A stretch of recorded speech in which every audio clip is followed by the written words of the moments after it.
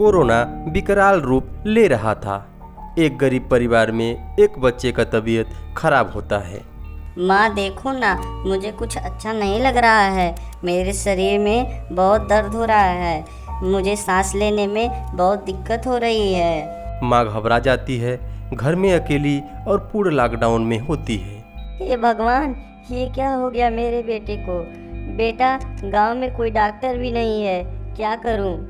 माँ अपने बेटे को किसी तरह लेकर शहर के कुछ अस्पताल पर पहुंचती है और डॉक्टर से कहती है, डॉक्टर साहब, आप मेरे बेटे को बचा लीजिए। ऐसा लगता है कि मेरे बेटे को कोरोना हो गया है। औरत के बार बार निवेदन करने के बाद डॉक्टर इलाज के लिए तैयार होता है और कहता है, देखिए, मेरे हॉस्पिटल में तो सभी बेड भरे हुए हैं, फिर भी मैं आपके बच्चे का इलाज कर दूंगा, लेकिन आपको कुछ कैश देना पड़ेगा। कैश काउंटर पे आप जाके प्लीज 50,000 रुपये जमा कर दें, तो मैं आपके लिए एक बेड अवेलेबल करा दूंगा। इससे आपके बच्चे का इलाज हो सकता है। माँ परेशान हो जाती है और डॉक्टर से बार बार निवेदन करती है और कहती है, डॉक्टर साहब, मेरे पास 50,000 रुपये तो नहीं है। आपके पैर पड़ती हूँ, मेरे बेटे की जान बचा लीजिए। डॉक्टर उस औरत को कोई प्रतिक्रिया नहीं देता है और जाने लगता है। माँ चिंतित हो जाती है। बेटे को देखती है। बेटा माँ से कहता है, माँ, अब मैं मर जाऊंगा ना। मुझे कोरोना हो गया है ना, अब मैं नहीं जीऊंगा ना। नहीं बेटा, तुमको कुछ नहीं होगा।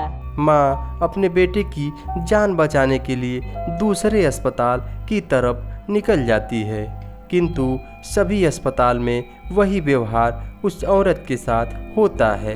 कुछ दूर जाने पर एक आदमी मिलता है और पूछता है, अरे बहन जी, आपके बेटे को ये क्या हो गया। औरत उस आदमी से अपनी सारी बात बताती है और कहती है, भैया, हम गरीब का कोई सुनने वाला नहीं है। अब मैं क्या करूं? मुझे कुछ भी समझ में नहीं आ रहा है। अब मैं कहीं की नहीं रही।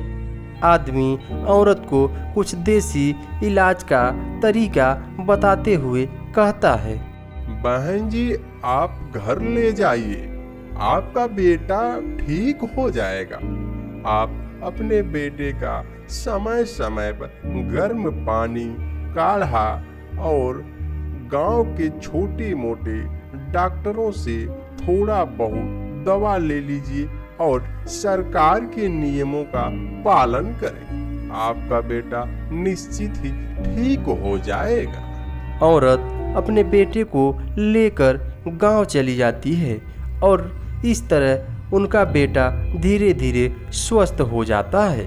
दोस्तों, कोरोना एक वैश्विक महामारी का रूप ले चुका है।